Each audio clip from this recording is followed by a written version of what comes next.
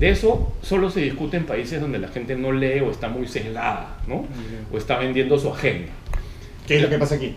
Ah, claro, tú entras en un debate pues con no sé, pues Lucía Albites, ¿no? Y es una cosa de loco, y entras un debate con Muñante y es una cosa de loco, ¿no? O sea, es como discutir con dos personas que han perdido el sentido de las cosas, ¿no? Que son ignorantes, que no leen, que dicen tonterías y que te venden su agenda abiertamente, ¿no? Y su agenda es la agenda pues que beneficia a este puñito, ¿no? Claro.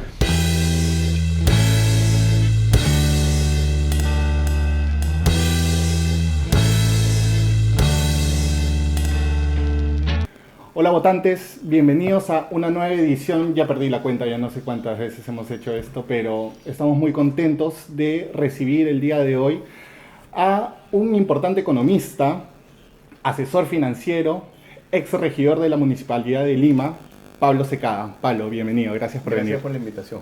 Pablo, ¿por dónde empezamos? Tenemos un montón de cosas que hablar sobre la política, la economía. Quisiera empezar con economía porque creo que para el tenor de este espacio, que se llama Votante Promedio, acercar la economía y sus alcances y la teoría en sí es un poco complejo para un público amplio. Esta semana el MEF ha salido a celebrar que el Perú va a crecer 2.5% este año. He leído por ahí que las proyecciones eran superiores, creo que 2.8. Y obviamente se compara con el 1.6 que va a crecer la región.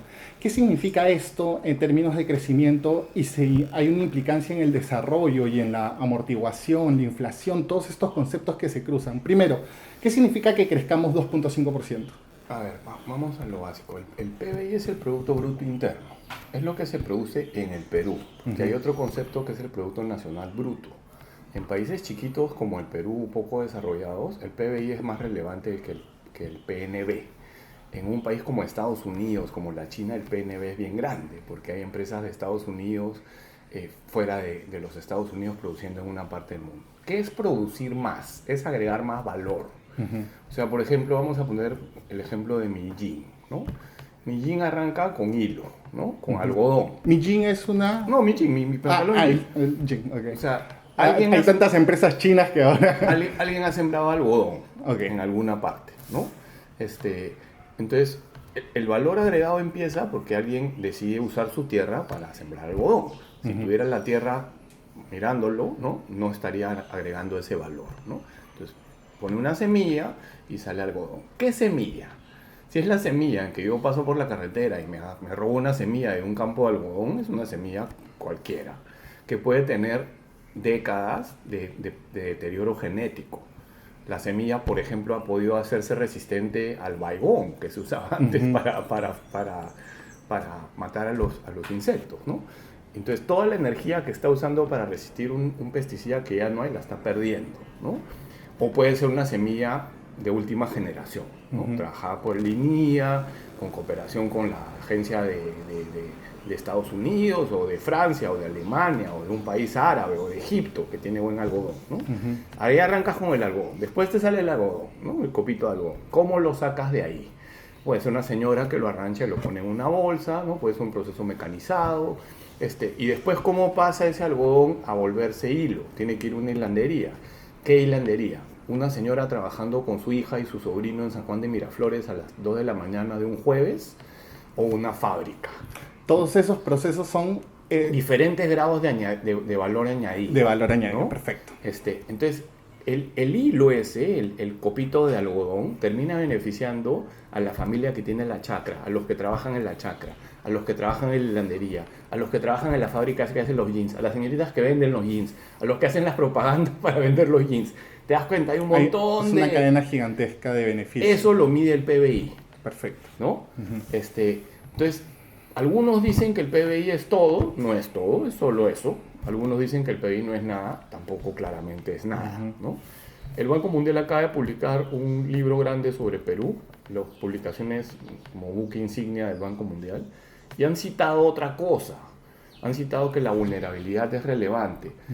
El dato principal para mí de ese libro es un paper que se hizo que dice que el 80% de la reducción de la pobreza en Perú se debe al aumento del crecimiento. O sea, el PBI El crecimiento del PBI sacó de la pobreza a 4 de cada 5 peruanos que salieron de la pobreza. La pobreza era como 60% en los 90 y era como 20% en el 2019 antes de la pésima contención de la pandemia, ¿no? ¿Debería ser así? No. Debería haber un Estado que hace, por ejemplo, programas de nutrición, programas de educación, programas de salud, de infraestructura, de innovación, que regula bien a las empresas, que promueve bien la competencia y habría más bienestar, pero lamentablemente nuestro Estado no es lo que ocurre. Es muy precario, ¿no? Entonces, eso es lo que hace el PBI, por eso es importante. El PBI puede medirse de diferentes maneras, pero un concepto bien interesante que a mí me gusta mucho, es solo un concepto, no lo ves en ningún lado, es el PBI potencial. Es como cuando tú vas con tu carro, por ejemplo, de Lima al Cusco, ¿no? Y pones el autopiloto, ¿no? Y te vas en velocidad de crucero, ¿no? ¿Cuál es esa velocidad a la que puedes ir sin que te choques, sin que te salgas en una curva, sin que el carro tenga problemas? En la economía se llama el PBI potencial. Eso era más de 6% hace unos años y ahora es menos de 3%, ¿no? Entonces, el problema de que no podemos crecer más rápido no es reciente. La otra manera de ver lo que te estoy diciendo es la productividad. Si yo tengo un teléfono, yo puedo producir 10 o puedo producir 20 o puedo producir 30. Depende de qué tan bueno sea usando mi teléfono. Hacer más con lo mismo es ser más productivo. Claro. Entonces, la productividad dejó de crecer en el 2009, hace 14 años. ¿Y por qué fue eso así? ¿Y ese es un fenómeno solo de Perú por las instituciones peruanas o es también parte de un contexto internacional? No, es un fenómeno solo de Perú. En estos últimos años sí es un concepto global, ¿no? O sea, encima que ya venimos de un proceso de deterioro, ahora el contexto internacional nos pega más en esa zona. Porque ¿qué tienes que hacer? Piensa en el Estado o en la política pública o en la actividad económica que quieras. En muchos casos se requiere de intervención pública. Por ejemplo, imagínate un país que tiene la tercera civilización más antigua del mundo, Caral, que tiene como 40 y tantas civilizaciones a lo largo de su historia, que tiene civilizaciones madre como Mochica Chimuti, Huanaco Huari o Chavín. Es un país de gente que dedicaba mucho tiempo a innovar, a investigar. En Caral, ¿por qué se encontró, finalmente se definió que Caral era civilización? Porque habían flautas, porque había tambores. Claro. Si tú tienes la capacidad de tener unos señores que se están tocando flauta y tambores, tu civilización está ordenada. Claro. Porque ya no están dedicados a la supervivencia. Así es, ¿no? Sí, ya hay entretenimiento y cultura. Hay entretenimiento, hay cultura, ¿no? También hay ciencia, también hay innovación, ¿no? Entonces, tienes un país que tiene 80 y tantos de 110 microclimas del mundo. Tienes un mundo que está envejeciendo. Tienes un mundo en el cual en Asia, en Europa, en Estados Unidos, en Canadá, hay mucho dinero. Entonces, un señor de 80 años quiere vivir 15 más, ¿no? Y está dispuesto a pagar mucho dinero por vivir esos 15 años más en buenas condiciones, claro, ¿no? ¿Eso cómo se hace? Con superalimentos.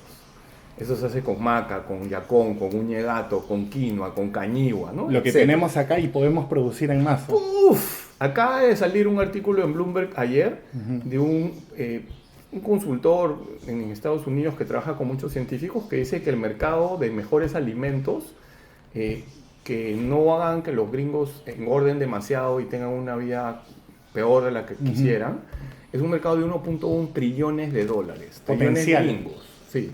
O sea, 1.1 billones de dólares peruanos. O sea, es como 4 veces el PIB del Perú. El mercado de alimentos de buena onda, ¿no? De superalimentos, ¿no? No solo eso, el Perú debería producir pastillas. O sea, ahora nosotros nos quejamos porque en las farmacias venden muy caras las pastillas. Bueno, deberían quejarse en Europa que las pastillas peruanas están muy caras, ¿no? Porque podemos producir pastillas. Claro, para producir una pastilla no se trata de chancar la maca y tirar el polvito en una cápsula y venderla. Eso es un nutracéutico. Para que la maca sea una pastilla tienes que estudiar el ADN de la maca, encontrar cuál parte es la que hace qué y hacer pruebas clínicas en hospitales de los países donde quieres vender la maca como pastilla. ¿Y qué pasa si consigues probar que la maca, por ejemplo, te da mucha energía y vendes una pastilla de maca? Y ahí la asocias a los incas y a Machu Picchu. Y marketing. Ahí consigues capital de impacto, que es el capital que permite incluir a pequeños productores. Tendrías maca sembrada pues en Andahuaylas, en los lugares donde más problemas políticos hay ahora, en los lugares donde hace unos meses metieron bala como unos locos en medio de la ciudad, ¿no? Entonces, hacia ahí deberíamos ir, ¿no? Claro, ¿tú crees que es fácil en un estado en el que cambian al ministro cada 6 meses en promedio, en el que los directores de línea de los ministerios los cambian cada 3 meses, cada 4 meses? Unas personas que tienen años ahí la sacan porque sí, ponen a un mamarracho cualquiera que no sabe nada. Claramente no, ¿no? Si quieres que los científicos puedan avanzar 10 años hacia la dirección que queremos como peruanos, tienes que tenerlos fuera del alcance de los políticos. Aislar de la política. Aislar, ¿no? Se habla mucho del modelo y bueno, desde la derecha sobre todo se habla mucho del modelo y la protección al modelo.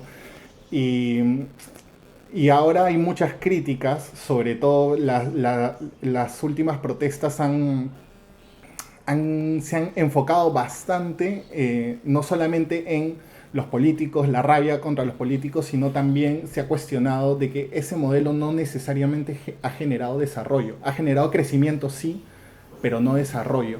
¿Qué es lo que ha faltado, en todo caso, en todos estos años? Para que haya desarrollo no tiene que haber solo crecimiento, para que haya desarrollo tienen que haber instituciones. Las personas cuando se les agrupa no eligen. Si tú sientas acá nomás a un grupo de amigos tuyos, acá entrarán sentados 15 personas, y les preguntas qué quieres poner en la tele un sábado en la noche, van a haber 7, 8 opiniones, ¿no? 3 horas de discusión. ¿Ya? Entonces, una institución en realidad termina eligiendo por nosotros. ¿Qué institución? Un partido político, ¿no? ¿Tenemos partidos políticos en el Perú? No. Cero. Ninguno, ¿no? Alguna vez tuvimos, ya no tenemos, ¿no? Y los que alguna vez tuvimos tampoco pudieron con los golpes militares, tampoco pudieron con por ejemplo, la forma en que se evitó que Haya de la Torre fuera presidente, dando golpes a lo bestia, ¿no? Hasta desfilaron al Sagrado Corazón de Jesús para fregar a Haya de la Torre, ¿no? Entonces, ¿quieres partidos? ¿Cómo son los partidos? La teoría dice que tienen que ser políticamente incluyentes. ¿Qué quiere decir eso? Que un chiquillo de 14 años interesado en política debería tener la posibilidad, independientemente de su apellido, su etnia, su educación, nada de eso importa para ser político, ¿no? Debería tener la posibilidad de ser candidato a la presidencia de la República, ¿no? Y no es así, ¿no? Son argollas, ahora se usan mucho los partidos para cobrar por candidatura, se usan mucho los partidos para proteger intereses mafiosos, corruptos, mercas, ¿no? Entonces, si quieres desarrollo, necesitas instituciones, ¿no? Para que la sociedad elija y para que la sociedad actúe colectivamente para conseguirlo. Como no han habido instituciones y se hicieron algunas reformas que no se han revertido, porque muchas se han revertido, hemos tenido crecimiento, hemos tenido reducción de la pobreza, pero no hemos tenido el desarrollo que queremos, ¿no? Y el desarrollo hubiera sido aquello que hubiera evitado que tanta gente regrese a la pobreza post pandemia. No solo eso, ¿no? O sea, ponte a pensar, vamos a pensar desde la persona.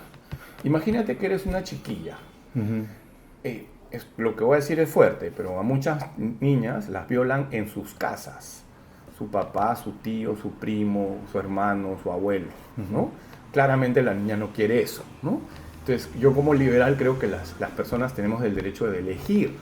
Esa niña claramente no quiere elegir que la violen, ¿no? Si esa niña sale embarazada antes de ir al colegio, posiblemente ya no vaya al colegio, tenga que salirse del colegio, ¿no? Ciertamente no va a ir a la universidad. Entonces, lo que quieres es eso, quieres que esa niña pueda elegir. Para que esa niña pueda elegir tiene que haber educación al nivel de las familias, y eso no ha ocurrido, alguien tiene que hacerlo, no tiene que ser necesariamente el Estado, pueden ser ONGs, pueden ser las iglesias, yo lo haría una cruzada nacional, ¿no? Evangélico, católico, me da igual, ¿no? Jesuita, todos salvo los sodalicios, digamos, ¿no? Tienen que ser instituciones con credibilidad social, en todo caso, para que justamente acepten eso, y finalmente esa educación sería un indicador de desarrollo. Su capacidad de elegir, su educación, ella debería tener la vida que ella quiere tener. Si ella quiere trabajar, debería haber una cuna donde dejar su hijo. Entonces ella deja a su hijo en la cuna y se va tranquila a trabajar, porque sabe que en la cuna le dan estimulación temprana, le dan vacunas, alimentan. Además, las cunas tienen que ser 7x24. Claro. Porque si la señora no puede regresar, no tiene que estar preocupada de que a las 6 de la tarde cierre la cuna, ¿no? Entonces, esas son el tipo de cosas que hacen que los países realmente se desarrollen, ¿no? Cosas que acá no estamos ni cerca de hacer. El desarrollo podría explicarse como un estándar mínimo para tener condiciones de vida o tener las condiciones de elegir su vida. Mira, si quieres leer cosas bonitas, Ajá. léete a John Rawls, que escribe un paper que se llama On Justice as Fairness. Ujú. Él te dice que tú tienes que maximizar el bienestar de quien menos bienestar tiene. ¿Quién es el que menos bienestar tiene en el Perú? Es una niña que ha nacido en la Sierra de la Libertad o en la Sierra de Huancavelica, ¿no? O en algunas partes de la selva, ¿no?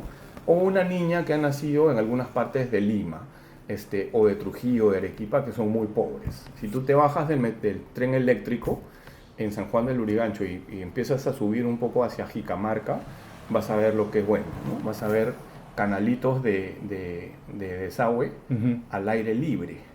Que están bajando Con todo. con orina, Sí. con heces, ¿no? Vas a ver niñitos corriendo al costado de los canalitos, ¿no? Si tú te vas caminando por cualquier parte de Lima, en los asentamientos humanos o de otras partes del Perú, vas a ver silos a 1 metro de donde viven las personas, ¿no? Imagínate, cuando yo llego a la casa y el niño no jaló el water, me molesto porque huele feo. Saca tu línea de un silo, ¿no?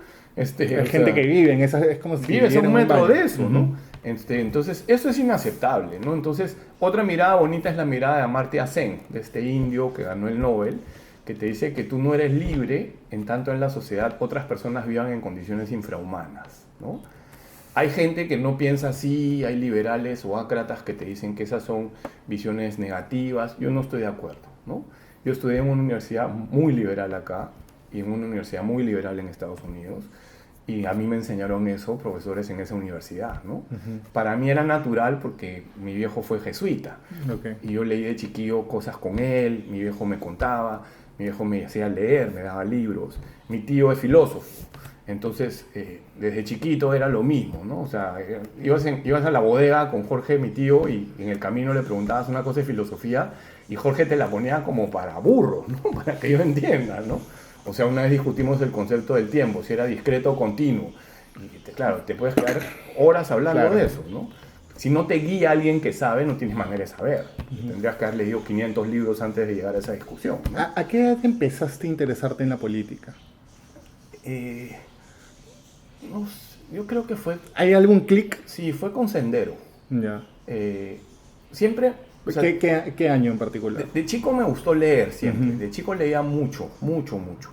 Y leía, de todas maneras leía, sí, Caretas.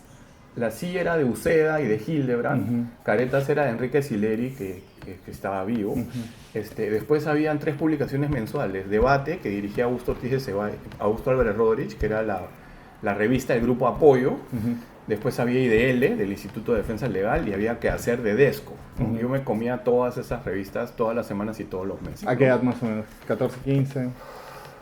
Sí, no, menos también, Menos. 12, 13, o sea, No. de bien chibolo, ¿no?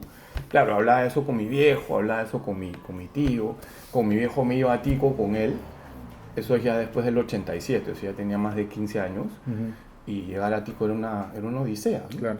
Pasabas por un lugar que se llamaba Punta Tanaca, en el cual se llama, el aire sopla las dunas adentro de la pista, y te cuadraban, pero te cuadraban así como los piratas, ¿no? O sea, eran unos señores con escopetas, con pistolas, con metralletas, ¿no? Era zona liberada, prácticamente. Tú tenías que ver si estaban. Claro. Y si veías que estaban, como mi viejo tenía un carro que era un Subaru que se pasaba a doble tracción, se bajaba por la playa y los pasaba por el costado, ¿no?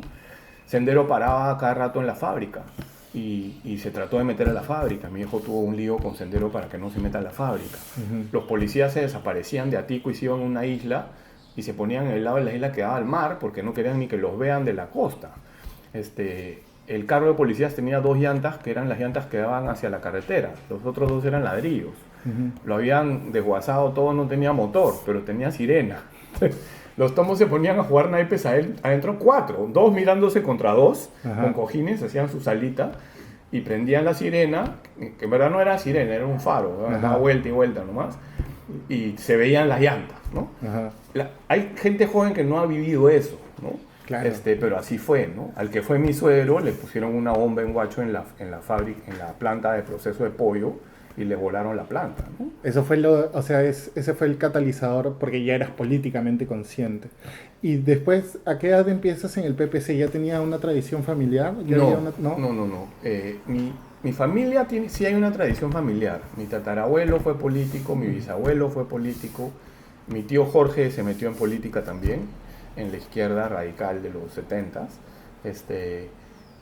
Esos eran los políticos de la familia. Mi tío Pedro, el menor, por fregar a Jorge, se pasaba cantando la Marsellesa en la época de Alan García, ¿no? Pero era con un megáfono en la casa, era por fregar a Jorge nomás, ¿no? Pero en realidad esos tres eran los políticos, ¿no? Por el otro lado, por el lado de mi mamá, hubo un alcalde que es antepasado, ¿no? Pero no hubo nada de eso. Yo lo que pasó es que yo fui como que un practicante bien joven que ayudaba eventualmente a la gente que trabajó el programa económico de Vargas Llosa y a la gente que hizo las reformas entre el 91 y el 94. Ahí conocí a Fritz Dubois. Y después de salir del Santander Investment en el 2001 entré a trabajar con Fritz y Lourdes le pidió a Fritz una propuesta de reforma social. Lourdes quería que Fritz fuese su ministro de Economía si ella ganaba en el 2001. Entonces ahí entré al PPC.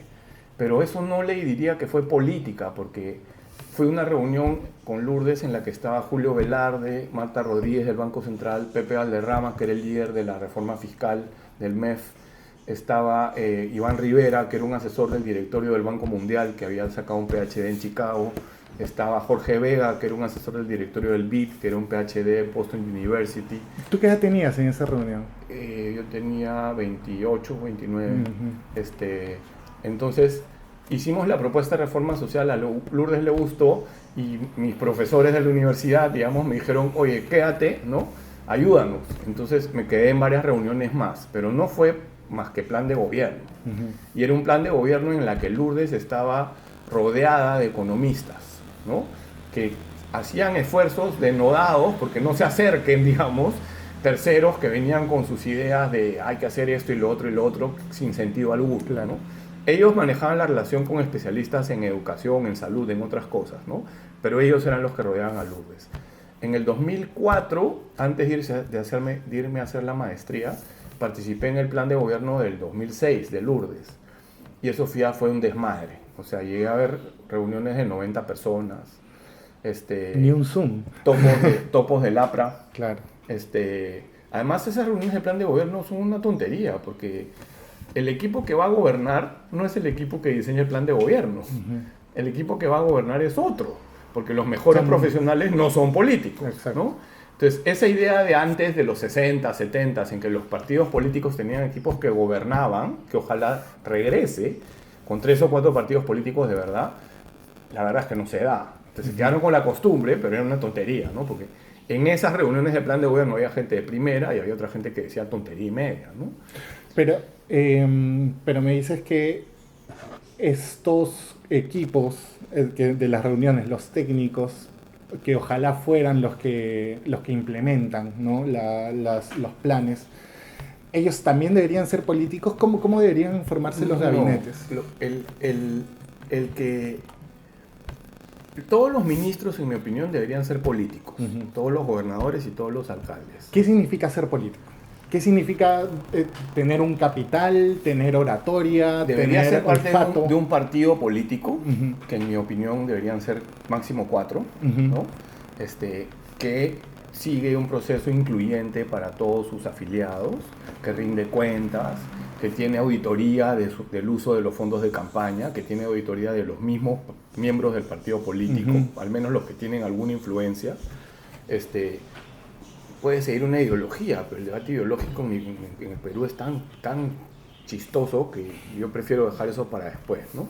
Entonces, una persona que ha seguido 15 años de carrera dentro de un partido ha tenido que participar en elecciones municipales, regionales, nacionales, ha tenido que ir a la tele, ha tenido que sentarse con dirigentes, tiene contacto con dirigentes, que son sus amigos.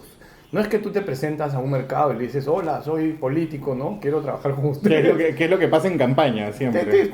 No te dan bola, pues. Reciben a los 15 que van, a todos les dicen que van a considerar lo que les han dicho y hacen lo que les parece, ¿no? Pero si tú tienes una relación porque has trabajado con dirigentes durante años, ya es otra cosa, ¿no? Entonces, cuando tú llegas a ser ministro y hay una crisis, porque la presidenta hizo cualquier tontería o yo qué sé, tú estás acostumbrado a las crisis. O sea, te han movido el bote pues 40 veces, ¿no? Claro. Tú sabes hablarle a la gente, tú sabes hablarle a un periodista, tú puedes ir donde un dirigente en la tarde a preguntar qué está pasando y él te va a poner al día. Tú puedes pedir a los dirigentes que se movilicen, ¿no? Que hay que defender una reforma, ¿no? Pero eso es un político. Eso significaría tener en la palestra y en la actividad pública a un montón de gente, porque se necesita un montón de gente durante bastante tiempo. Por décadas. Y, claro, no estamos en condiciones de eso en este momento. Pero eso es lo que hay que hacer, ¿no? Eso es lo que hay que empezar a hacer. Claro, entonces, y mientras tanto, lo que estamos haciendo nosotros ahora, uh-huh. Estamos trabajando con un dirigente de maestros que quiere inscribir un partido político, él se llama Alex Lamas. Estamos trabajando con una dirigente de mujeres que se llama Las Guarmicunas, ella se llama Marilena González. uh-huh. Es secretaria de comunicación del Partido del Buen Gobierno, pero está actuando con Las Guarmicunas, no el partido. Estamos trabajando con Amílcar Romero, que es un cusqueño joven que hizo una ONG que se llama Ancagua, uh-huh. cuyo padre es un dirigente histórico cusqueño, una persona a la que deberían entrevistar. Estamos trabajando con algunos jóvenes políticos, jóvenes digo yo, que ya tengo 51, o sea, bases 3, ¿no? Yeah.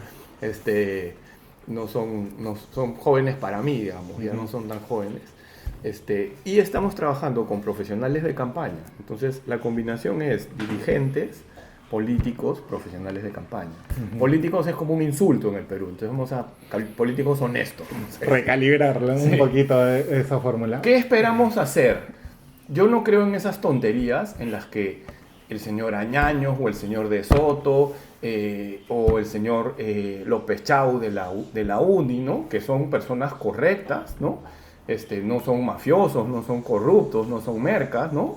No son personas con las que tengo ningún problema en trabajar, pero no son personas con ninguna experiencia política. Quizás López Chau, porque ser rector de la UNI exige un trabajo político, sí. ¿no? Que no es poca cosa, ¿no? Entonces él les lleva un poco de ventaja. Pero Añaños no tiene la menor idea de política y De Soto ya tiene según 2 campañas apuestas, pero no tiene la menor idea de política tampoco, ¿no? Entonces, si alguien cree que tú pones una de esas personas a candidatear y llega a ser presidente y va a cambiar el país, están perdidos en el espacio. Vamos a tener exactamente un reinicio a este ciclo perpetuo, al parecer continuo de crisis tras crisis. La teoría de elección pública está escrita. Uh-huh. Tú puedes leer a Kenneth Arrow en el 50, que escribe un primer paper, en el 51 escribe su teorema de imposibilidad de agregación de preferencias sociales. Puedes leer, hay unos politólogos peruanos pues, que son unos tigres, ¿no? Daniel Encinas, Rodrigo Barnechea, Mauricio Zabaleta, Alberto Vergara, Carlos Meléndez, al que quieras, ¿no? Son gente académica, que publica, que estudia, que enseña, estudia en buenas universidades, ¿no? Uh-huh. Hay más, he mencionado solo algunos, bueno, léanlos, pues, ¿no? Uh-huh. Ellos te pueden explicar, ¿no? Pero pensar, digamos, que porque eres buena onda y tu grupo familiar es un grupo modelo en el Perú y naciste en Ayacucho y sabes hablar quechua y te pones la mascaipacha y nadie se ríe de ti, vas a ser, pues, si Pepe Casio hubiera puesto la mascaipacha lo agarraban a palos, ¿no? Sí, lo mataban. Bueno, eso no te hace presidente, eso te hace buena gente, ¿no? Claro. Buena gente no es suficiente, ¿no? Es que también estamos en una época de política performática, ¿no? Donde finalmente el que se disfraza mejor o el que entona mejor o canta o baila se pone de alguna manera en el foco público y es desde donde se le evalúa, ¿no? Desde la apariencia. Y cuando en realidad el camino para hacer cosas ordenadas y sistematizadas y de alguna manera coherentes es justamente más largo y más complejo, como el que estás hablando de hablar con profesionales de campaña, hacer trabajo con dirigentes locales y tener una experiencia política, pero verdaderamente política detrás, ¿no? Entonces, básicamente me estás diciendo que tú y la gente con la que estás trabajando se están preparando para la próxima campaña, independientemente de cuándo sea, o están esperando o tienen calculado que sea para el 2026. Dejé de mencionar a Mauricio Rabanal, Uh-huh. al que fue alcalde de San Juan del Lurigancho con Andrade. Uh-huh. Él está trabajando con exalcaldes también un partido. Entonces, yo no estoy de acuerdo con trabajar tantos partidos. Yo creo que mejor es trabajar uno, ¿no? y buscar después un frente. Y que ese frente ojalá busque primarias. A ver, si tú eres de Soto, ¿no? Y eres el genio de la informalidad mundial, ¿no? Y tienes oficina en Harlem con Clinton, ¿no? A ver, gana una primaria. Años, gana una primaria. Yo te pongo la chata Marisol Perestello al costado, ¿no? O te pongo un par de políticos, gánale a Marisol. A ver, gánale. Gánale un debate. Una primaria, deja que trabajen 3 meses y gánale una primaria. Con toda la plata del mundo que tú quieras, te va a barrer. Porque trabaja hace 30 años con las prisiones, trabaja con gente en el Río Corrientes, trabaja con gente en Ayacucho, fue ministra de Justicia, ha hecho toda una carrera en el PPC. Gánale la primaria. Porque si tú no le ganas una primaria a otro candidato, ¿cómo pretende ganar la elección nacional? Claro. ¿No? Entonces, sí, la gente cree en pajaritos, pues, ¿no? O lo que es increíble, mira, si tú eres desnutrido crónico, anémico, tu papá te pegaba, ¿no? A 1 metro de tu cama está el silo, yo puedo entender que te cueste más entender, que te cueste más leer, que te cueste más concentrarte. Claro, es natural. Pero estas son personas preparadas que han tenido todas las oportunidades. Si tú eres un empresario que estudió en el Markham y en la Pacífico y tienes una empresa y ganas 60,000 soles mensuales, mano, si tú no sabes en qué país vives y si tú no sabes qué hay que hacer en la política es porque te vale huevo, porque es bien fácil averiguar, ¿no? Entonces, si tú quieres ir a las cosas, quieres salir en el canal de Baella y quieres ir a las reuniones de Pepe Pardo y crees que ahí vas a cambiar el Perú y te quieres sentar con Jaime Altaus y crees que ahí vas a cambiar el Perú, o yo dejo Jaime Altaus a Pepe Pardo en alguna parte de Lima y me voy y no saben salir de ahí. Claro. Les quito la billetera, ¿no? Les quito el celular y les digo, a ver, salgan. Desaparecen. O sea, se pasarían horas, entrarían en pánico, ¿no? Probablemente nunca más los encontremos. Entonces, no puedes pretender, pues, esas cosas tan tontas, ¿no? Claro, claro. Bueno, ya te adelantaste varias preguntas que te quería hacer, que está muy bueno. Te quería preguntar, a lo mejor no sé si es una pregunta muy chismosa, pero ¿qué pasó con el PPC? ¿Te desencantaste? No, yo no he hecho nada. El PPC ha perdido su inscripción. Claro, perdió la inscripción, pero ahora creo que están en posibilidades de volver a inscribirse. Al grupo que te digo le propuse, una de las reglas de este grupo es que una persona tiene veto. Ya. Seremos ahora unos 20 personas en el grupo, pero cada una de esas 20 personas ha sido admitida por los anteriores y no ha habido ningún veto. Okay. Al PPC lo vetaron en ese grupo. Y no es un secreto por qué. En la elección de San Juan del Lurigancho, el PPC optó por Burgos en vez de Rabanal. O sea, optó por un traficante de tierras, ¿no? Que es un mafioso, en vez de un empresario correcto que había sido alcalde con Andrade, que había hecho las cosas bien, ¿no? ¿Por qué fue así? Yo estaba ahí, o sea, que fue uno de mis tierras trágames, porque hicieron una encuesta trucha que salía Burgos adelante de Rabanal. Mira, si Burgos hubiera sacado 60% y Rabanal hubiera sacado 20%, vas con Rabanal. Claro. ¿No? Porque es una persona correcta, porque estás trabajando políticamente no para mañana, sino para las próximas décadas, ¿no? Entonces, en ese grupo no entró el PPC por eso, porque propuse que entre una persona del PPC, ¿no? ¿Qué ha pasado en el PPC en general? Hay varias cosas. Una es, Lourdes no puede tener alrededor de ella un grupo de personas que está trabajando una campaña y terminar el día hablando con Javier Barrón y Javier Bedoya y decidiendo con ellos dos, ¿no? Antes estaba vivo don Luis Bedoya. Luis Bedoya era una persona, pues, ya no hay políticos así. Claro. Para mí fue el último de esa generación de políticos, ¿no? Javier Bedoya ha llevado a Lourdes a cometer un error tras otro, ¿no? Javier Barrón. Javier Barrón. Javier Barrón. Entonces, si tú no eres capaz de dejar que la opinión de tu amigo personal, ¿no? se aquilate como corresponde, ¿no? ¿Te acuerdas de la filmación de la piscina? Claro. Esa filmación admitieron cámaras de un canal. O sea, no fue que los ampallaron. No, fue a propósito, ¿no? Miren, mientras todos ustedes se mueren de calor, la candidata a la que le clavaron la candidata de los ricos la vez pasada estaba bañándose en una piscina con un montón de gente, ¿no? Entonces, eso fue un tema. ¿Eso en qué año fue? 2006, si no me equivoco. Sí. Ese fue un tema. O sea, tú no puedes terminar tomando decisiones así. Tú no puedes convivir con personas de las cuales muchos creemos que son corruptas porque la Corte Suprema las absolvió. Canepa. Claro. Canepa participó en el Huanucazo con Víctor Hoy Guay, Eso fue un anforazo. ¿Qué es un anforazo? La gente ya no sabe. Es que te agarrabas las ánforas con votos y te las tirabas y ponías otras ánforas. O sea, tú ponías una ánfora en la que tú ganabas, ¿no? Con 70 votos en una mesa de 200, ¿no? Eso era un anforazo. Entonces, a Canepa lo absolvió la Corte Suprema. Eso no es nada para mí en el Perú, porque le puedes pagar al señor de la Corte Suprema y te absuelve. Entonces, no puedes confundir la legalidad con la ética en un país en el que se le paga a los jueces y a los fiscales. Abiertamente, frecuentemente, ¿no? Entonces, mira lo que terminó siendo Canepa. Canepa le pidió plata a Odebrecht, pagó la encuesta del inicio de la campaña a título personal, yo estaba ahí, se tiró la plata que le dio Odebrecht y después se metió de colaborador eficaz y circula libremente por las calles.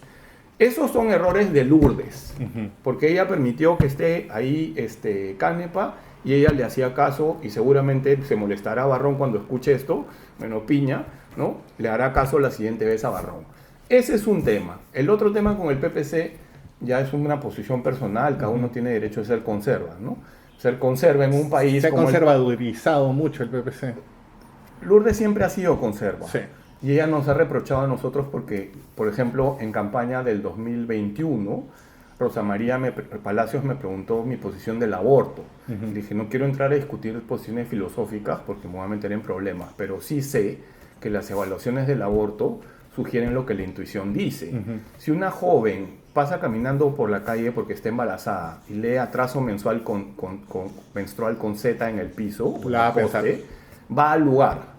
Y si el aborto está mal practicado, mueren el niño y ella.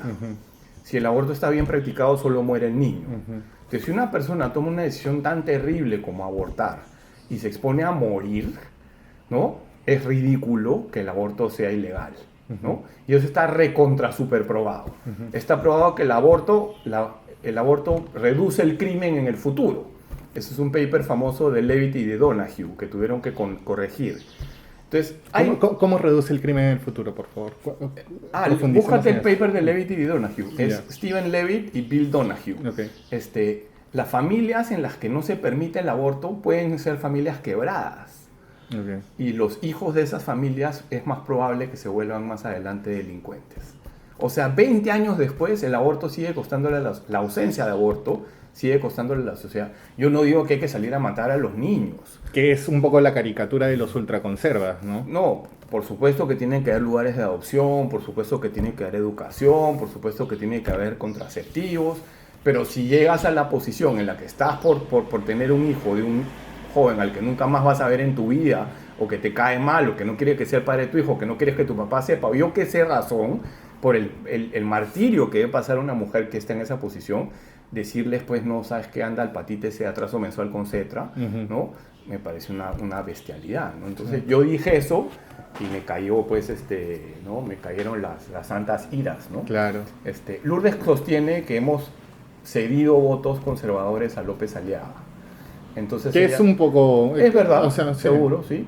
Y que ella tiene que ir a buscar esos votos, ¿no? Entonces, si ella se ve como un partido conservador, pequeño, ¿no? Que ya no tiene los gerentes que tuvo en el pasado municipales, que eran unos tigres, que ya no tiene los equipos de políticas públicas que tuvo hace 20 años, ¿no? Bueno, está bien, esa es su decisión. Y es una decisión del partido, porque ahí se vota y se elige, ¿no? Claro, entonces ahí es donde tú dijiste, hay que empezar otro proyecto. No, yo no he dicho nada. Yo solamente he pensado que mejor es trabajar con los dirigentes. Y los dirigentes les he dicho, oye, esto ya no es como antes, en que venía Lourdes a una parte de Lima o del Perú y los dirigentes caminaban con ella, ¿no? Subordinados a ella. Claro. No, ahora es al revés. Ahora los políticos trabajamos para los dirigentes. Entonces, para que los dirigentes postulen. Claro, claro. ¿Qué nos han dicho los dirigentes? Acompáñennos, porque no tenemos experiencia. Entonces, perfecto. No sé si seré candidato y en todo caso habrá una primaria. Ni siquiera sé en qué partido. No sé si será en el PPC o en otro. Estar al costado de un montón de conservas del PPC y no poder hablar, porque no sé si eso sea se molesta, haga, ¿no? Claro. Bueno, deberían leer un poco, pues, ¿no? Porque todo lo que he dicho está publicado, ¿no? Y justo ya saliendo del tema del PPC, que iba a hacer una pregunta de social cristiano liberal, pero ya dijiste que eres liberal. No, pero ahí fíjate, tú puedes tener una visión de equidad social cristiana, aunque parezca raro. ¿Cuál es la visión social cristiana? Porque Es una ahora visión- López Aliaga está hablando de que él es social cristiano, que no es un ultraconservo, sino es social cristiano. ¿Cómo se aterriza ese...? Es una visión basada en las encíclicas, Ujú. pero las encíclicas, digamos, no somos sacerdotes, digamos, ¿no? Entonces la encíclica es el trabajo de un montón de teólogos que te dicen cosas interesantes. Todo bien con eso, ¿no? Entonces es la que, por ejemplo, dice que la opción preferente por los pobres. Lo que Rawls pone como maximiza el bienestar de quien menos bienestar tiene, o se impone como diciendo no puede ser libre, etcétera, en la social cristianismo es la opción preferente por los pobres, Ujú. ¿no? Entonces es una visión de equidad pro pobre, ¿no? Ok. Entonces no debería ser asociado al partido de los ricos, ¿no? Porque se supone que las políticas públicas, la teoría de elección pública y la teoría de economía pública están bastante bien asentadas. Lo único que todavía no se ha terminado de asentar es lo que siempre publica la señora Mazzucato y lo que publica Dani Rodrik y otros, que son políticas industriales modernas. Y Mazzucato dice que en la medida en que no intervenga el Estado, no vamos a poder parar el cambio climático, ¿no? Entonces ella te dice, la Internet lo hicieron los militares, ¿no? Por ejemplo. Después de la Segunda Guerra Mundial se hicieron una gran cantidad de innovaciones. Es verdad lo que dice. No necesariamente es el único camino, pero es una posibilidad, ¿no? Fuera de eso, la teoría de bienes públicos, asimetrías de información, externalidades, monopolio natural, la importancia de la promoción de la competencia, todo eso está bastante bien asentado. Ujú. La teoría de elección pública, acción colectiva, están bastante bien asentadas, ¿no? De eso solo se discute en países donde la gente no lee o está muy sesgada, ¿no? Ok. O está vendiendo su agenda. ¿Qué es lo que pasa aquí?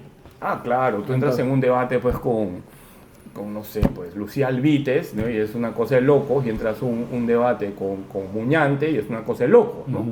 O sea, es como discutir con dos personas que han perdido el sentido de las cosas, ¿no? Que son ignorantes, que no leen, que dicen tonterías y que te venden su agenda abiertamente, ¿no? Y su agenda es la agenda pues que beneficia a este puñito, ¿no? Claro. No es claramente una agenda que beneficia al Perú, ¿no? Entonces tú podrías tranquilamente tener una visión de equidad social cristiana, ¿no? Ujú.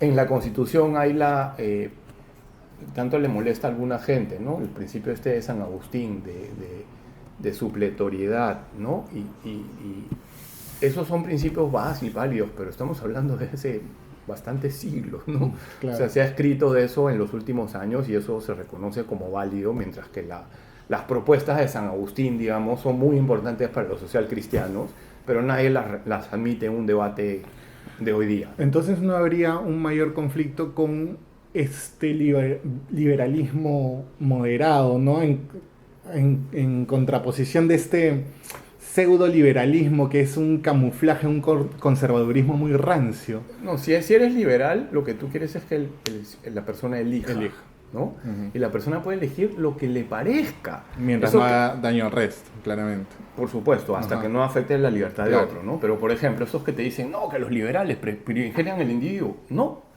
Y si la persona le gusta trabajar en grupo, y si tiene el concepto de la solidaridad andino, ¿cuál es el problema? Es Ese más, hasta se dice que un sistema liberal admitiría una comunidad comunista, por así decirlo, dentro de sus límites mientras todo sea consensuado y... Entonces, mira, se quebró la visión liberal así del sujeto maximizador, Ujú. ¿no? Del hombre económico, del homus economicus, en el 79. Y acá seguimos discutiendo eso. Daniel Kahneman y Amos Tversky publicaron el paper más citado de la historia de Econométrica, que es una publicación reconocida, Ujú. porque hicieron un experimento. Uno era un psicólogo y el otro era un economista. Y dijeron, a ver, ¿de verdad uno quiere maximizar y matar al otro? Y pusieron a negociar a parejas de personas y encontraron que no. Que alguien, por ejemplo, yo no te quiero quitar todo, te quiero dejar algo, para que no te sientas mal, para que no me haga lío después, ¿no? Entonces, desde Kahneman y Tversky en adelante al homus economicus lo enterraron, ¿no? Ok. Hay un famoso artículo de Becker en The Economist en el 92, Ujú. en que Becker dice, oye, a ver, un ratito, esto ya quedó zanjado, ¿no? Entonces ustedes siguen usando un concepto que no es válido. Becker le corrigió la plana a The Economist en 1992. Entonces ya, si tú no lees econométrica, ya, bueno, ¿no? Pero tú tampoco lees The Economist. Tampoco sabes quién es Becker. Entonces, ¿qué sabes, hermano, si eres liberal? No, Claro. no sabes nada. Esto de los vouchers de Friedman. Que es lo que quiere implementar en la Municipalidad de Lima, en los colegios. De nuevo, ¿qué quiere Friedman? Ajá. Que el padre de familia pueda elegir. Entonces, si yo voy al colegio público y no tengo otra alternativa, no puedo elegir. Claro. Pero si el Estado me da un papelito que me sirve para elegir si quiero ir al colegio público o si quiero pagar la diferencia y pago y entro al colegio privado, ya puedo elegir. Ujú. ¿Eso qué requiere? Para poder elegir tienes que saber la calidad de los colegios. Si Grade, María Ballarín de Grade ha publicado varios informes, para citar a una investigadora, porque no es la única, que te dicen que hay colegios con una calidad muy alta, muy baja. Acabo de estar visitando a un sacerdote de jesuita, Ujú. y acá tengo un flyer de Fe y Alegría. Hay colegios Fe y Alegría que salen entre los mejores del Perú. O sea, se agarran a patadas con el Markham, con el Humboldt, con los mejores colegios del Perú, y valen cero. Mientras que el Humboldt y el Markham valen pues 2.500, 3.000 y el otro 4.500 soles mensuales. Entonces, si yo no puedo elegir porque no sé la calidad de la educación, los vouchers no sirven, pues. Claro. Si además se han cargado a la SUNEDU, ¿para qué se cargaron a la SUNEDU? Lo primero que pasó fue que hay universidades que se supone que no tienen fines de lucro, pero que generan excedentes. Claro. Bueno, una universidad tiene 235 millones de soles de excedente. Qué locura.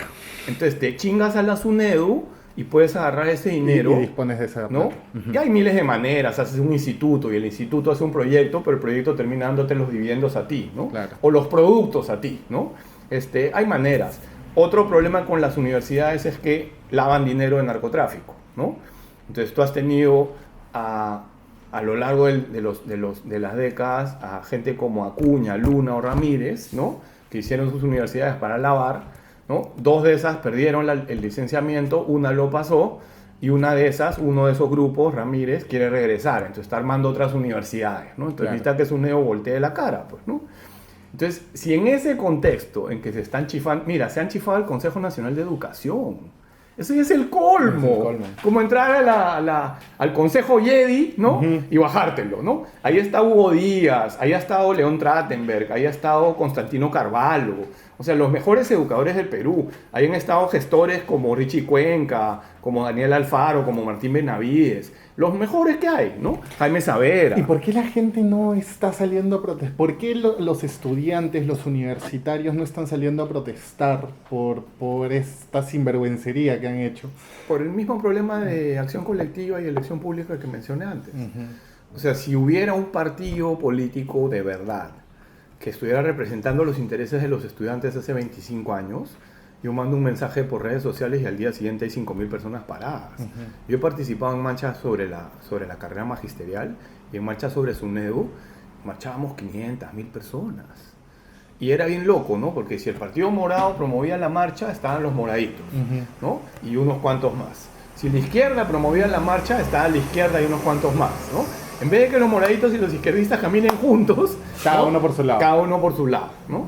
O era la marcha de las federaciones de estudiantes universitarios, que tienden a ser manejadas por las izquierdas, ¿no? Entonces, ¿así qué quieren? Pues, o sea, que se chinguen al Consejo y que se chinguen a la SUNEDU y que volvamos a tener que volver a pelear la misma guerra, ¿no? No este año con Dina, obviamente, no el Claro. próximo, sino ya después, ¿no? Entonces, eso, ¿no? ¿Qué viene después de Dina Boluarte? ¿Tú crees, de lo que conoces, de lo que has conversado con personas que están dentro del Estado o han salido del Estado, de verdad esta sensación de que Dina Boluarte se va a quedar hasta el 26 se está sentando cada vez más, ya es algo a lo que se debería uno resignar? Porque más parece que el gobierno de Dina Boluarte es resignación. Mira, para sacar al presidente tiene que sacarlo del Congreso, no hay otra manera, ¿no? Y este Congreso no lo va a sacar. Por lo menos hay que agradecer que en nuestro país ya no hay golpes de Estado militares como el del 92, ¿no? Y han habido más de un presidente al día en la historia del Perú, por golpes militares, porque ponían a Juan y después Juan no era el hombre indicado y ponían a Pedro el mismo día, ¿no? O sea, si tú has ido al club al Club Nacional, ahí se hacían los golpes. Claro. O sea, y después la versión más relajada del Club Nacional era el Country Club, ¿no? Esa era más moderna, digamos. La antigua era en el Club Nacional y la más reciente en el Country Club, ¿no? Entonces, al menos eso no hay, ¿no? Eso, a Dios gracias, ya quedó para atrás, ¿no? Yo sí creo que Dina se va a quedar. ¿Por qué? ¿Con quién se reunió primero Dina en medio de la balacera? Con los congresistas. Porque el Congreso es el que te puede sacar. Claro. Entonces, si tú empiezas a repartirle prebendas a los congresistas, como por ejemplo, ¿quieres la cabeza de Sunedu? Tómala, hermano, una bandeja de plata, ¿no? Y después, Dina ha tenido la suerte de que la nueva generación de gobernadores y alcaldes entró después del 7 de diciembre. Claro. Entonces, claro, todos eran muy amiguitos de Castillo cuando Castillo te da la plata. Pero cuando Castillo ya está en Barbadillo y el que te da la plata ahora es Dina, ¿no? Tienes que portarte bien. A todos se le fue el respeto por los derechos humanos, ¿no? Claro. Porque, o sea, para robar con el puente me lo tiene que dar el MEF y si me lo tiene que decir Dina y Dina tiene que firmar el papelito, ¿no? Entonces, si el gabinete no firma y la presidenta no firma, no hay comisión, no hay Claro. coima de puente, ¿no? No recupero Entonces, para la campaña. se agarró a los gobernadores y a los alcaldes, se agarró a los antisunedos, ¿no? Y claro, ya hay gente que tiene graves problemas cognitivos, ¿no? O sea, si cree Fuerza Popular, Renovación Popular y Avanza País, que la hora loca de las mafias usuales, que es lo que estamos viviendo ahora, va a sostenerse y van a meter la mano en el Jurado Nacional de Elecciones y en la OMPE y van a manipular la siguiente elección y ellos van a ganar, empezamos a desmenuzar lo que he dicho. Keiko, López Aliaga cree que Keiko le robó la elección. En serio. Que sí. no pasó a la segunda vuelta por Keiko, porque le pelaron la elección en mesa. Ujú. López Aliaga se peleaba con enviados de Keiko por la organización de las marchas. ¿Por quién hablaba? Las marchas contra Castillo. Jorge del Castillo tuvo que sentar a Rafa, a Kung Fu Panda y a López Aliaga y hacer de adulto y decirles ya, niños, déjense de pelear. Nadie va a dar una charla al final de la marcha, ¿no? Entonces, eso que creen que es la coalición de los Sith, digamos, ¿no? Bien hermanados, así. ¡Mentira! Ahorita están en la hora loca porque todos están robando, todos están haciendo las suyas, pero después se van a volver a pelear. No van a ir en un frente de DBA, digamos. La DBA unida Claro. jamás será vencida. Eso me parece súper raro porque siempre se habla se habla mucho de que diferencias ideológicas, y lo pongo entre comillas porque no sabemos si eso existe. ¿Qué ideología tiene Keiko? Exacto. O sea, no hay mayores diferencias ideológicas, otra vez entre comillas, entre Fuerza Popular, Avanza País y... Bueno, los que están en Avanza País no Bueno, saben. Adriana Tudela es una mujer educada. Es ¿no? una mujer educada, pero Ella es una persona es la que seguramente única. hay uno en el Fujimorismo y hay uno en No, el en el Fujimorismo no hay ninguno. No, ninguno. No, cero. Ya.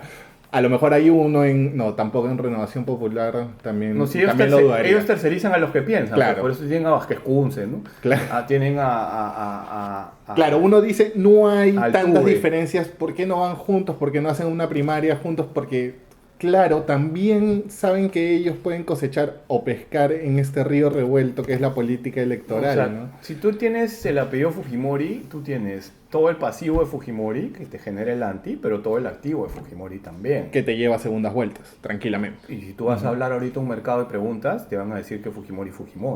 Y si te das un puestito en la sierra, abren la puerta, sale el calendario de Keiko, pero atrás está el calendario de Alberto. ¿No? Y el calendario de Alberto nunca lo van a sacar, es como si fuera su virgencita. Es el cuadro de la la beatita sala, de claro. la beatita, ¿no? Entonces, Keiko tiene eso, pero también tiene el anti. ¿Podría cambiarlo? Sí, podría trabajar, pero si se rodea de su círculo íntimo de la última campaña fue Kung Fu Panda, Rafo, Lucho Galarreta, Miki Torres, Nano Guerra García y Hugo Guerra. Fue un reboot de su campaña del 2011, porque creo que su verdadera oportunidad fue en el 2016, ¿no?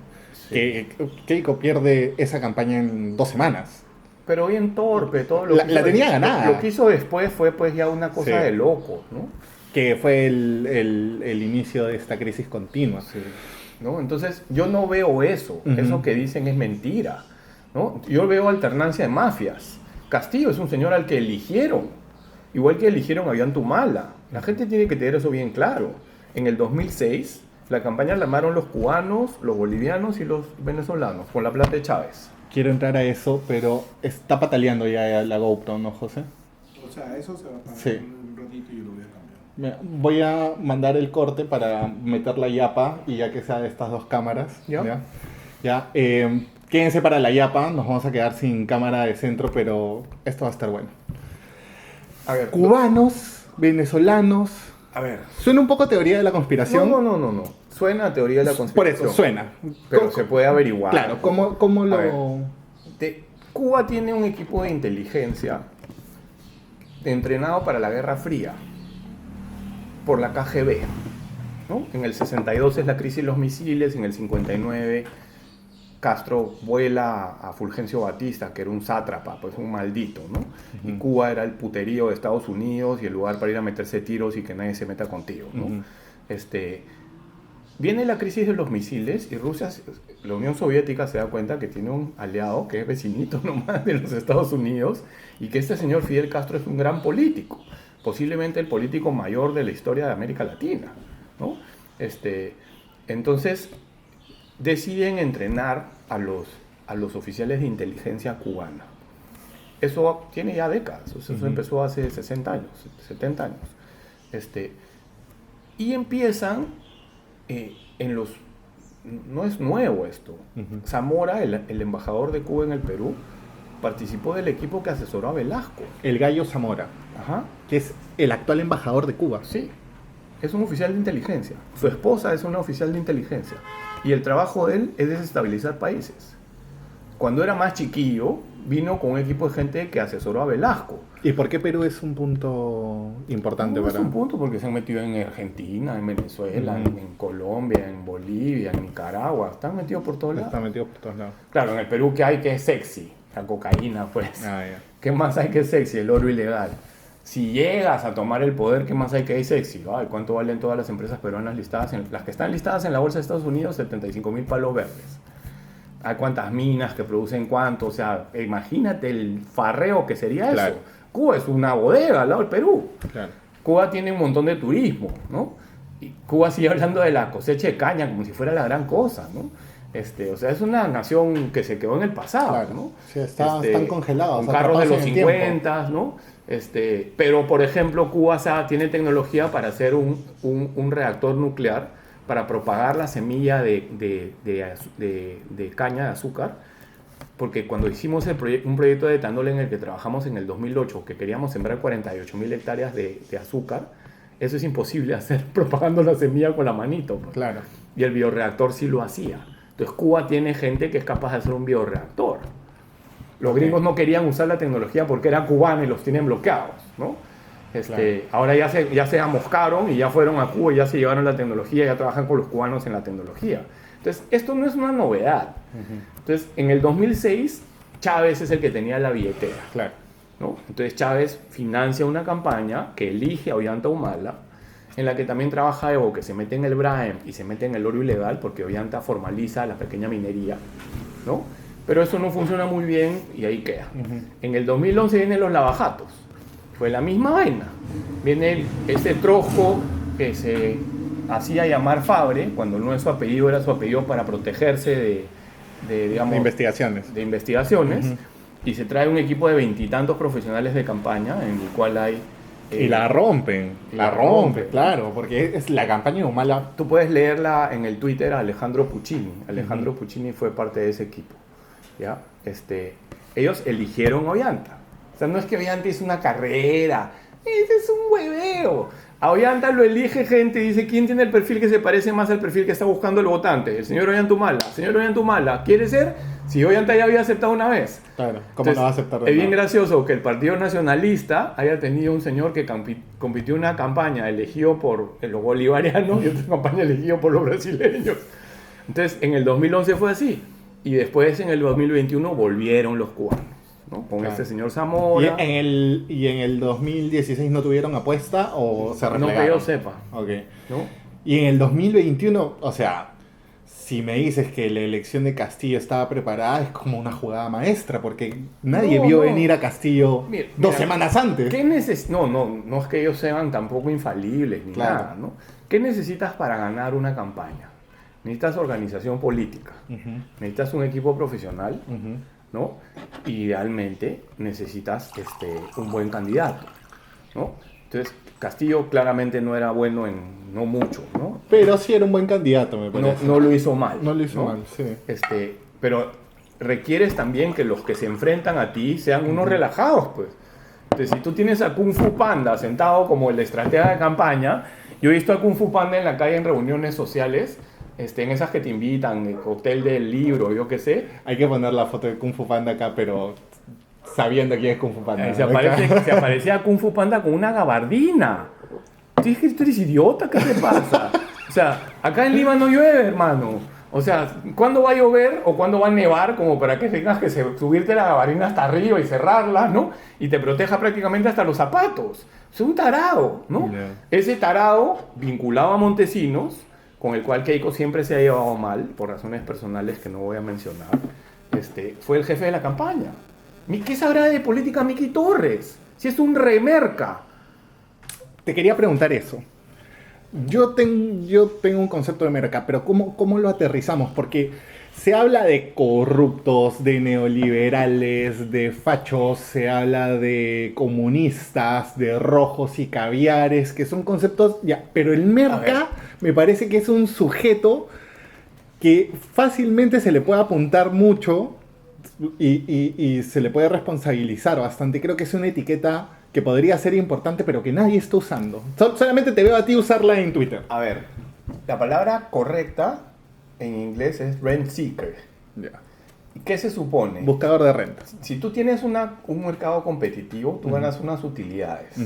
Si el mercado no es competitivo porque has trabado la competencia, ganas utilidades excesivas, que se llaman rentas. ¿No? Entonces, el que busca la renta, no es que abre el periódico o ve dónde hay rentas para invertir ahí. Es que va a buscar un congresista amigo y le dice, oye, compadre, ¿no? Apóyame con este negocio. Vuélate a Suneo, Claro. ¿no? Vuélate a Suneo y voy a ganar un montón de plata más, ¿no? O trágame la competencia, o dame una, etcétera. No es corrupto necesariamente, ¿no? Es un mercado, ¿no? Puede conseguir, digamos, el beneficio por una acción gremial correcta, ¿no? Y sigue siendo mercado. Corrupto es un señor que coimea, que roba, que graba, ¿no? Que extorsiona. Ese es un corrupto. Y el mafioso es el que está metido en la cocaína, en el oro ilegal, en la tala ilegal, en el tráfico de tierras. Y ese es otro nivel. Ya. Claro. Ese es mariscal de, Ya, ese es mariscal de campo, ¿no? Ya, tercera fase ya de Claro, ese transformación. ya es el máximo, ¿no? Claro. Entonces, tienes en mi cabeza esos tres niveles, ¿no? Y eso es lo que abunda ahora en la política peruana. Por todos lados, ¿no? O sea, común denominador, ¿se queda corto? No, dominan la política, Ok. ¿no? El común por ejemplo, dominador, entonces. El anterior líder de Avanza País Ujú. cobraba en las elecciones, Claro. ¿no? En Somos Perú cobran en las elecciones, cobran por candidatura, ¿no? A veces le cobran a varios. O sea, tú vas y dices, oye, yo quiero ser candidato, ya, bacán, matricúlate, ya, matriculado. Y ahí se matricula el segundo y se matricula el tercero. El primero le dice, lo siento, pero el tercero es el verdadero. Claro, ¿no? es una subasta en todo caso. Dos partidos han hecho eso, Avanza País y Somos Perú, ¿no? Después tienes a los Fujis, que tuvieron de secretario general a Joaquín Ramírez. Secretario general no es el que escribe las notas que le dicta su jefa, No. El secretario general es el que conduce el partido. Los secretarios de organización, de movilización, de plan de gobierno, el secretario regional, el secretario distrital, el provincial, le reportan a él. Joaquín Ramírez, has visto que tiene 1.000 y pico de millones de propiedades, entre ellas varias avionetas, porque le encanta volar, ¿no? O sea, el señor de los aires, ¿cómo se llama? Sí, el señor de los cielos. El señor de los cielos, Joaquín Ramírez, en nuestra versión peruana, el señor de los cielos. El tío Fidel arrancó así, no volaba avionetas. A Montesinos le decía, la siguiente sale, la siguiente no sale. Y él trabajaba en la FAP y decía, ok, la siguiente se la bajan los tucanos, la siguiente no, la siguiente va, comienza un sándwich. Claro. Entonces, eso es fuerza popular. En Renovación, en la práctica, lo que han hecho es, Solidaridad Nacional ha tomado la Municipalidad de Lima, ¿no? Solidaridad Nacional ha sido gobierno de Lima 3 veces. Yo he sido regidor después de 2 de esos, antes del tercero, y ya, pues, o sea, eso se robaban el agua de los floreros, se robaban todo. O sea, eso no creen en nadie, ¿no? Entonces es una reedición. En el otro lado, Perú Libre, Cerrón le sacaba plata a los comerciantes. Claro, a los ambulantes, ¿no? O sea, les cobraba un cupo, sol, ¿no? Un sol diario. Claro, pero un sol a 1.000 son 1.000 soles diarios, Claro. ¿no? Y durante muchos meses y años. Y la tarifa de mercado era más alta, entonces en el mercado ya no era un sol sino 5, ¿no? Entonces esa gente es miserable, ¿no? O sea, llenarte la boca de pobreza, haber ido a Cuba, ¿no? Repetir como un loro todas las tonterías que hablan los cubanos, levantar el puñito y todo, y sacarle la plata a la gente más humilde, de a sol en sol, de a 5 en 5, son miserables, ¿no? Puca Bellido cuando hubieron, ¿te acuerdas? Paros en el Cusco, no Sí. ahora último, sino antes, le pagaba a chicos de la universidad, a vagos iguales que él. Él estuvo creo 14 años en la universidad, 13 años, no me acuerdo cuánto. Para que vayan a protestar. Y los chicos de Cusco jóvenes, los políticos jóvenes, no podían ver a esa gente, porque es gente vaga, gente de mala onda, ¿no? Y ahora todos tenían plata, ¿no? Entonces ahora todos invitaban las chelas, ¿no? Les duró 3 semanas, ¿no? De haber gorreado toda su vida, de pronto tenían plata. Y 2 semanas después siguieron gorreando, ¿no? Y esa gente miserable no debería estar en la política, pues, ¿no? Entonces ponte a pensar, Perú Libre eran 37 votos cuando entraron. Fuerza Popular 24 van 61. APP eran 15 votos cuando entraron y Luna eran 10 cuando entraron.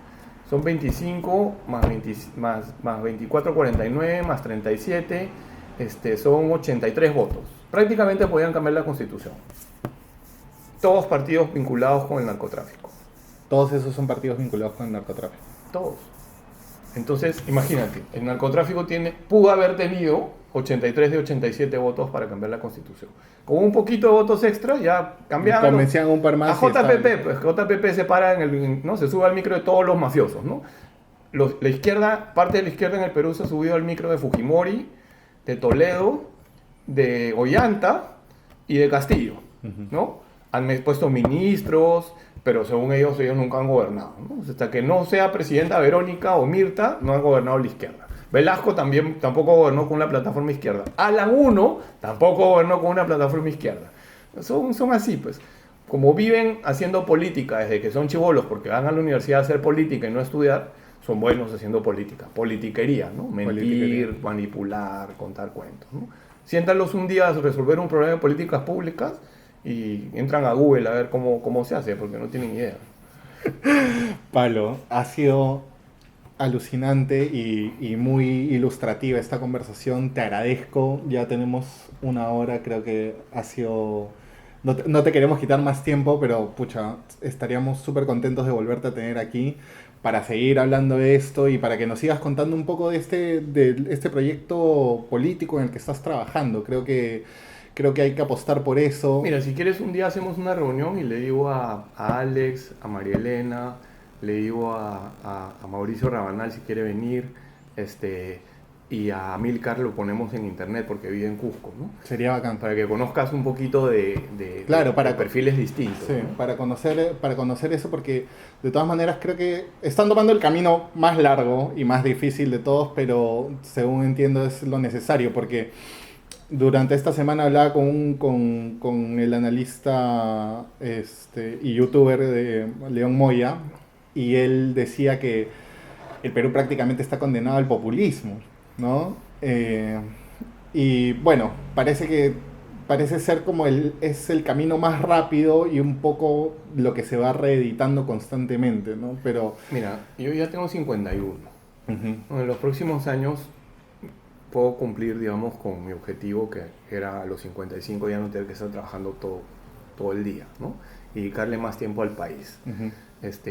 Yo veo que mi trabajo es abrirle espacio a ellos, ¿no? Abrirle espacio. Decirle, cuidado, que hay una mina, ¿no? O sea, si tú entras con un asesor legislativo top al Congreso, él ve a una persona que es un operador político sentado con otra bancada y te alerta, Uh-huh. ¿no? Te dice, cuidado, tal persona hablando con tal persona por este tema, ¿no? Uh-huh. Eso solo lo sabe la gente que tiene experiencia, porque estudiaron en la misma universidad, porque se prepararon juntos, porque han debatido 500 veces y ya se conocen, ¿no? Entonces, yo tengo un poquito de experiencia, mi trabajo es ese, abrirles un huequito, ¿no? El día en que un dirigente asuma su responsabilidad y asuma su liderazgo y se meta en política, y de ahí uno segundo, y uno tercero, y uno cuarto, y uno quinto, ellos son los únicos que en mi opinión pueden con las mafias. Uh-huh. Pues las Entonces mafias, tu trabajo es romper ese dique que impide que... acompañarlos. Uh-huh. Ellos a veces se sienten inseguros, ¿no? Y me dicen, pero Que es lo más natural si estamos hablando de que estamos gobernados por mafias. tienen décadas en política, solamente que en la política de verdad, la política que está cerca del ciudadano, la política del dirigente, ¿no? La política que no se hace llamar política. La persona de personas sanas, ¿no? Que hacen lo mejor por su país. Alex Lamas ha pasado todos los niveles de carrera magisterial. Tiene una empresa que le brinda servicios de educación prenatal, que puso el negocio para meterse en eso. Entonces, te he puesto un ejemplo cualquiera, te puedo poner muchos otros. Si ese grupo de personas hay en todos lados, en el campo, en los mercados, en las galerías, en la educación, en la salud, en todos lados hay, ¿no? En el país de verdad, que nosotros ignoramos a veces, ¿no? Si esas personas toman el poder, esto se acabó. Porque ni Keiko, ni López Aliaga, ni nadie, ni Joaquín Ramírez, ni Luna, ni Acuña pueden con ellos. No pueden con ellos, porque ellos tienen respaldo popular real, ¿no? No tienen que ir a repartir tuppers, no tienen que ir a poner... Tienen credibilidad. Luna puso oficinas en las que había ivermectina al comienzo del COVID. Es criminal eso. O sea, no se podía circular, pero cuando se pudo circular yo me quedé espantado. Oficinas de Luna por todo Lima. Pero claro, en las Limas marginales, ¿no? Entonces, si ellos se meten, no se puede. Y después hay un grupo de jóvenes, profesionales, economistas, sociólogos, antropólogos, médicos, profesores, que son unos genios, ¿no? O sea, nosotros somos un Chancay de A20 al lado de ellos, ¿no? Porque ellos saben procesar la cantidad de información que hay ahora. Entonces, tienen mucho más conocimiento que nosotros, ¿no? Entonces a ellos si hay que abrir la cancha es hacia esta persona. Pero eso ya es políticas públicas, ¿no? O sea, por ejemplo, si quieres otra vez hablamos de un fondo soberano de riqueza. El Estado peruano necesita un fondo soberano de riqueza. Una entidad autónoma que esté viendo políticas de mediano y largo plazo. Eso es lo que tiene... Noruega, Singapur, ¿no? Malasia, Emiratos Árabes, Arabia Saudita, ¿no? Claro. Entonces, si tú pones a esos jóvenes en el fondo soberano, con Carolina Trivelli, Jaime Savera, Juan Pablo Silva, Jorge Arrunate y Gaby Vega, y así otros nombres más, pucha, las revientas. Porque déjalos a ellos 3 semanas nomás y vas a ver que te arman todo el sistema de pensiones bien armado. No esta payasada que se está discutiendo en público, que es una estupidez. El sistema de pensiones, ya, vemos en Europa que el sistema público está quebrado. No tiene sostenibilidad. Mira, tú tienes que ir a un sistema de protección social, no de pensiones. ¿Cuál es la diferencia entre? Protección de ingreso, atención de salud, aseguramiento de salud y pensiones. Entonces, imagínate que un niño... O sea, es mucho más amplio que solamente la pensión de fin de Se mes. acaban de morir 300.000 personas porque el Estado no le supo transferir dinero a... Bueno, no todos se murieron por eso, pero un grupo importante se murió por eso. Ah, sí, pues hay un documento que dice que aquellos que recibieron bono se murieron más. Se murieron más y gastaron menos. Y el bono fue regresivo. Entonces, tú deberías tener a todas las madres focalizadas continuamente. Cuando te cae el niño, simplemente aprietas un botón y les transfieres. Okay. A su YAPE, a su PLIN, a su cuenta de banco, del que ellas quieran, ¿no? Cuenta DNI de Banco de la Nación o la que fuera. Entonces la señora ya tiene plata y está tranquila, ¿no? Ya no pasa nada, por lo menos para darle a comer a mi hijo mañana tengo, ¿no? Después te pasas al tema de salud. Lo que más se requiere es atención primaria de salud. O sea, que es una persona vaya cerca de su casa. Y parece contraintuitivo, porque en las comunidades se exigen hospitales cuando en realidad... Lo que falta son postas. Exactamente. Tú llegas y hay una señorita. Y la señorita sabe un poquito de todo. Entonces tú llegas con un dolor de cabeza. ¿Cómo es hoy día? Es en la farmacia. Claro. La farmacia es tu atención primaria. Pero la señora no te examina. No. La señora te mira y te dice, ¿qué te duele la cabeza? Ya, tómate esto. Claro. ¿no? Le indicas tus síntomas. Por acá es, ¿no? Y si te examinara... Claro. Mínimamente. Saca la lengua con el palito. Te toma la temperatura, el ojo. ¿No? 4 tonterías, ¿no? Te podría... Mira, Padomi, que es el sistema de... Se podría terminar diciendo, oye, sí necesitas ir a un hospital, ¿no? Ah, eso es otra historia. Claro. Sí, por ahí, pero una gran cantidad de los problemas se resuelven ahí. Ahí mismo, ¿no? Exacto. Padomi es el sistema para los adultos mayores de salud. ¿Ya? Creo que es desde 80. Padomi hizo una app para que repartan medicinas y las medicinas las reparten a la casa del afiliado más barato de salud. ¿En serio? En el TPP, en el Trans-Pacific Partnership, en el Acuerdo Transpacífico, Magali Silva, que era ministra de Comercio, uno de sus objetivos principales era poder comprarle genéricos directamente a las fábricas en Australia. géneros de calidad. Y el señor de la Digemit había patentado un montón de esos genéricos con marcas de terceros a su nombre. Entonces, el Estado va y compra el equivalente a ibuprofeno, por ejemplo, pero al pocotón, hace un montón. Y le dice a todas las farmacias públicas, toma, y a las farmacias chiquitas de barrio que todavía están subsistiendo, le dice, si tú quieres comprarme, te vendo, no hay problema. Te gano pues un cachito, ¿no? Pero un cachito. Entonces tú haces una propaganda que dice, si ibuprofeno ahora se llama tal cosa, viene de Australia, de una empresa seria, ¿no? Ahí está. Y lo puedes repartir a casas. Entonces, eso sería salud y pensión. Mira lo que te voy a decir. Nace un chibolo. Está focalizado como pobre o como vulnerable. ¿Quién te dice eso? INEI. El CISFO, Sistema de Focalización de Hogares, cometieron la locura de distritalizarlo. Entonces, ¿cómo vas a focalizar con 1.800 alcaldes distritales que se supone que tengan que decir, acá es ahí, acá es allá? Y los alcaldes distritales son unos payasos. Algunos se salvan, ¿no? Claro. Pero esos 1.800, pues 1.700 serán payasos, ¿no? Entonces, el CIFO no puede ser así, tiene que ser autónomo.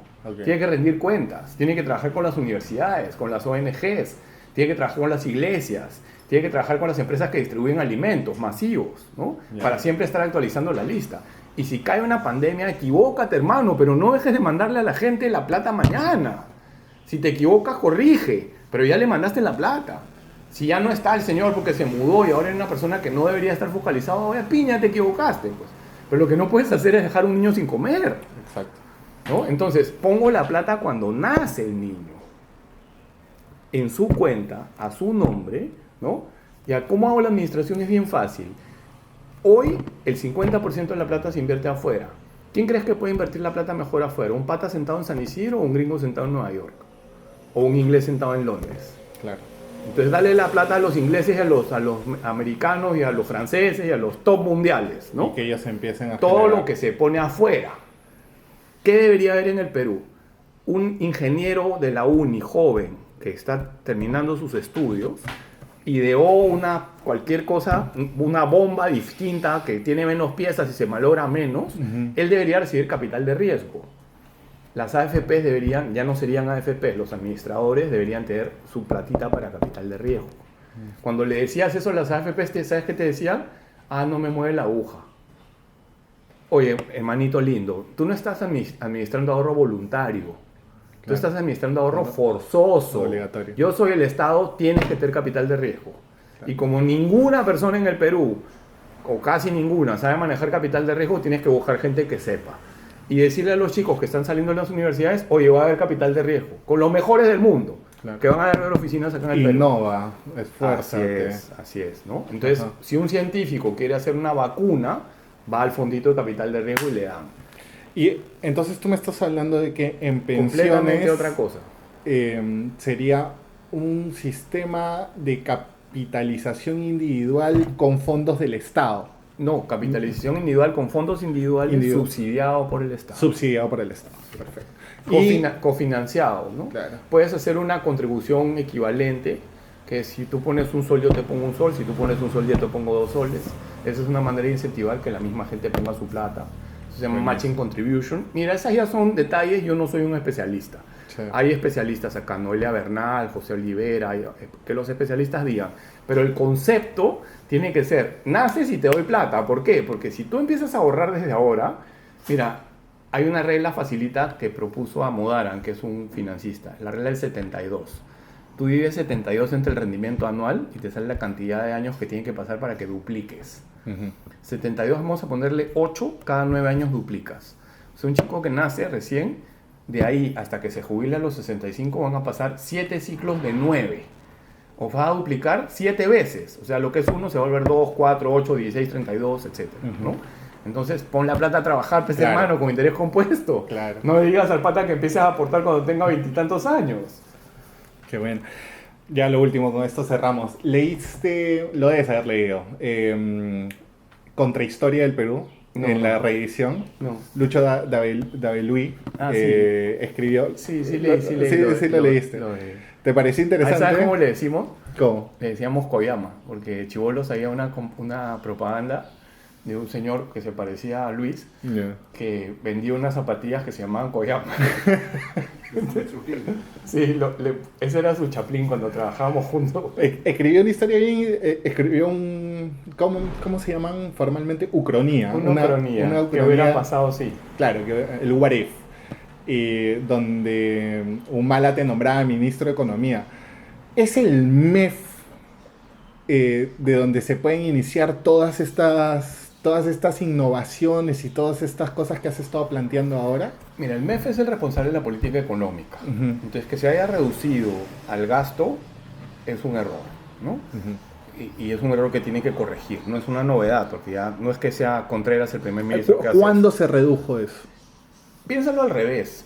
Entre el 90 y el 94, como el Perú estaba quebrado, Uh-huh. entraron al MEF unos tigres, ¿no? O sea, Fritz Duar, Roberto Abusá, Pepe Valderrama, el Ñato Jalilí, Eduardo Herrera, Jorge Pesquera. Afuera ayudó Ricardo Lago, el español que tuitea, que está en el Banco Mundial. Tito Govitz. Uh-huh. O sea, yo era un chibolo y entraba ahí, para mí eran los super amigos, Claro, porque la Liga de la Justicia. Eran los tigres, pero tuvieron un respaldo político imposible de replicar de Fujimori. Mira, el gasto público del Perú entre ese año y ahora se ha multiplicado por más de 50 y tantas veces. El gasto no financiero del gobierno general era 3.700 millones de soles. Ahora es más de 200.000. Entonces el Estado era así. Claro. Entonces iban al Banco Mundial o al BID o a CAF y le decían, oye, quiero reformar la educación primaria. ¿Qué vas a hacer? ABC. Ah, bacán, compadre. Acá está mi gente que te va a ayudar. Ok, te doy 20 palos. Entonces Fujimori firmaba la reforma no porque le interesaran los niñitos, que seguramente también le interesaban, sino porque le iban a dar 20 palos. Claro. Si yo iba a la sierra a hacer puentes, eso hacía con Foncodes. Llegaba a Foncodes con un ingeniero y con materiales, juntaba a todos los hombres del pueblo, a las mujeres que quisieran ayudar y le decía, ok, vamos a hacer un puente. Entonces lo que le demoraba a un pastor de ovejas 2 días para darse la vuelta y llegar a donde estaba el pastito, lo hacía en 2 horas, ¿no? Claro. Entonces, eso se acabó con el éxito. Cuando se privatiza la Telefónica, Fujimori dice, ah, ya, Aquí es. se acabó, ¿no? Estos pesados del MEF no vuelven a agarrar. Entonces, el MEF tiene que asumir su responsabilidad en la política económica y tiene que empezar a usar la billetera para condicionar. ¿Quieres plata? Bacán, pero hacemos esto. Por ejemplo, ¿cómo es posible que no haya planes urbanos? Es una locura. O sea, si tú quieres que el niño no nos vuelva a llevar por el medio los siguientes 15 años de nuevo, tienes que hacer un plan urbano. Entonces tienes que decirle a las personas que viven donde no deben... ¿Y eso no existe o no hay, lo siguen? No hay en ningún país, en ninguna parte del Perú. En ningún En distrito. Lima han hecho uno y no lo han aterrizado. Los planes son provinciales. Y así de dramático. O sea, no hay ninguna provincia que haya dicho, y lo hayan decidido ignorar, no. O sea, simplemente Mira, no lo tienes hicieron. a Tito Fernández Dávila, tienes a Aldo Facho, que son tigres. Uh-huh. Y puedes traerte gente afuera para trabajar con ellos para hacerlo más rápido, no hay problema. Puedes agarrar a los chicos de las universidades de arquitectura, de ingeniería, y armar unos equipazos con estas personas con experiencia arriba para remar. Está Augusto Ortiz de Ceballos, que también es bueno, están los de Pragma, hay un montón de gente que sabe, ¿no? Entonces, ok, hermano, ¿quieres plata? Plan urbano. ¿No me haces plan urbano? Hermano, anda a llorar, ¿no? Haz tu huelga como el alcalde de Piura, ¿no? No te va a dar nada, hermano. Entonces, por eso el MEF necesita un político. Porque Claro. el político tiene que ir a Piura a buscar a los dirigentes, a decirles, mira, yo les doy lo que quieran, pero me hacen un plan urbano. ¿Por Claro. qué no hacen plan urbano? Y que presione por el... Porque roban con la zonificación, pues. Mm. Si tú tienes un edificio de 2 pisos y mi alcalde favorito me lo sube a 4, ¿cuánto valen 2 pisos más? Agarra el precio por metro acá en la zona, mira el siguiente proyecto de edificios que haya y mítele 2 pisos más para que veas cuánta plata es. Es un montón de plata. Claro. Pablo, muchas gracias. Se acabó, ¿no?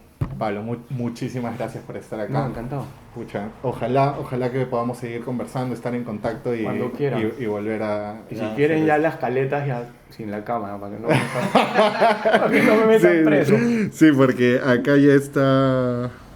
¿Puedes parar esto para que me cuente una caleta? Que mi esposa me perdone, pero...